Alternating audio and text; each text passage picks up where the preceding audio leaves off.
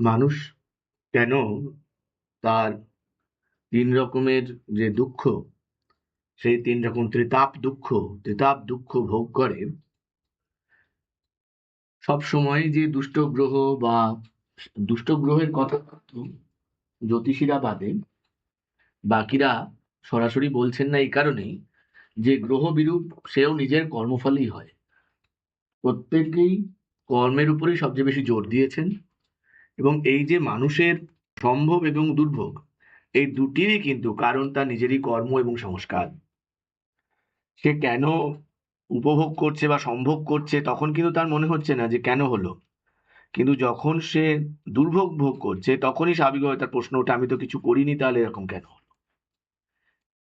এই যে মানুষের কর্ম বা মানুষের তিন ধরনের দুঃখ, তাপত্রয়, আধ্যাত্মিক, আদিভৌতিক আর আদিদৈবিক, এই তিন ধরনের দুঃখের জন্য মানুষের কর্মফল দায়ী হয়। যে কোনো মানুষ যখন কর্ম করে তখন তার সেই কর্ম ত্রিগুণাত্মক হয়। যেমন ধরা যাক দান, দান কর্ম যখন রজগুণাক্রান্ত হয় তখন সেই দানি প্রচুর লোককে ডেকে অঢেল দান করছেন, লোকে ধন্য ধন্য করতে করতে যাচ্ছে। যখন তমগুণী হয় তখন দান করছেন, কিন্তু তার সঙ্গে তার অহমিকাও খুব স্পষ্ট। রবীন্দ্রনাথের একটি কবিতা আছে, শৈবাল দিঘিরে বলে করি উচ্চ শির, লিখে রেখো এক ফোঁটা দিলেম শিশির। এরকম দান হচ্ছে তামসিক দান। রাজসিক দানে তিনি দান করছেন প্রচুর। দক্ষিণেশ্বরের মথুরানাথ দান করছেন, তার খাজাঞ্চিখানায় সব জড়ো করা আছে, লোটা, কম্বল, চাল ডাল, যার যেরকম দরকার কাঙালি দরিদ্ররা এসে নিয়ে যাচ্ছে। এটা হচ্ছে রাজসিক দান। কারোর মেয়ের বিয়ে হচ্ছে না, কারোর বাড়ি ভেঙে পড়ছে, সারানোর পয়সা নেই, এই হচ্ছে রাজসিক দান। আর সাত্ত্বিক দান, যে দানে দাতার কথা কেউ জানছে না, দাতা নিজে অন্তরালে থাকছেন। আমি খুব বেশিবার বলি রহিমনের একটি গল্প, যে রহিমন দান করছেন মাথা নিচু করে, তুলসীদাসজি জিজ্ঞাসা করছেন যে এটা কেন? দান তো সবাই উপর থেকে দেয়, যারা গ্রহিতা তারা নিচ থেকে হাত পেতে নেয়, আপনার ক্ষেত্রে উল্টো কেন? আপনি লজ্জিতভাবে গ্রহিতাকে দান দিচ্ছেন, মনে হচ্ছে আপনি খুব সংকোচের সঙ্গে, লজ্জার সঙ্গে দিচ্ছেন। তাতে রহিমন খুব সুন্দর করে বলছেন, দাতা থাকেন অন্তরালে, যিনি যোগান দিবা রাত, লোকে আমায় ভ্রমে দাতা ভাবে, তাই লাজে নত আঁখিপাত। যে আমি তো দাতা নই, কিন্তু লোকে আমাকে ভুল করছে দাতা বলে, সেই লজ্জায় আমার মাথা নিচু হয়ে যাচ্ছে। এইটা হচ্ছে সাত্ত্বিক দান। আর এর উপরে ত্রিগুণাতীত দান আছে, সেটা মহাভারতে গল্প আছে, যে সেই একটি বেজি এসছে যুধিষ্ঠিরের রাজসূয় যজ্ঞে, এবং এসে সে রাজসূয় যজ্ঞের ওইখানে যজ্ঞস্থলে ধুলোয় গড়াগড়ি দিয়ে বলল এই যজ্ঞ কিছুই হয়নি। সবাই তো খেপে গেল যে রাজ চক্রবর্তী মহারাজ সম্রাট যুধিষ্ঠিরের রাজসূয় যজ্ঞ, সে কিছুই হয়নি। তখন সেই বেজি বলছে যে আমার অর্ধেকটা শরীর সোনার, দেখতে পাচ্ছ? বলে হ্যাঁ। বলে সোনার কি করে হলো জানো? এক ব্রাহ্মণ বহুদিন দুর্ভিক্ষের ক্ষুধায় কষ্ট পাওয়ার পরেতে এক মুষ্টি ছাতু তার সব পরিবারের 4 জনের জন্য 4 মুষ্টি ছাতু পেয়েছিলেন। তাদেরকে এক দরিদ্র ক্ষুধার্ত অতিথি এসে তাদেরকে বলল যে আমায় কিছু খেতে দাও।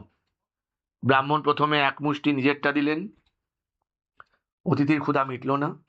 তারপর স্ত্রীরটা দিলেন, তাতেও অতিথির ক্ষুধা মিটল না। তারপরে স্ত্রী এবং পুত্র এবং কন্যারটাও দিয়ে দিলেন। অতিথি সেই 4 মুষ্টি ছাতুই ভক্ষণ করে চলে গেলেন। ক্ষুধার জ্বালায় ব্রাহ্মণের প্রাণত্যাগ হয়ে গেল, সপরিবারে তারা মারা পড়লেন। সেইখানেতে সেই ব্রাহ্মণের ওই ঘরের ওই যেখানে ছাতু খেয়েছিল সেইখানে একটু ছাতুর গুঁড়ো পড়েছিল।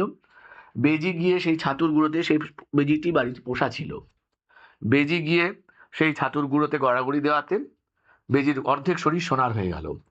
যখন বেজি ভাবছে যে এটা কি হলো, তখন দৈববাণী হলো যে এই ব্রাহ্মণ যে যজ্ঞ করলেন, সেই যজ্ঞের সমতুল যজ্ঞ যিনি করবেন, সেই যজ্ঞস্থলে গেলে তোমার বাকি অঙ্গ সোনার হবে। সেই থেকে বেজি সেই সোনার বাকি অঙ্গ সোনার করার জন্য ঘুরে বেড়াচ্ছেন। এটি একটি ধর্মের একটা প্রতীকী গল্প মহাভারতের।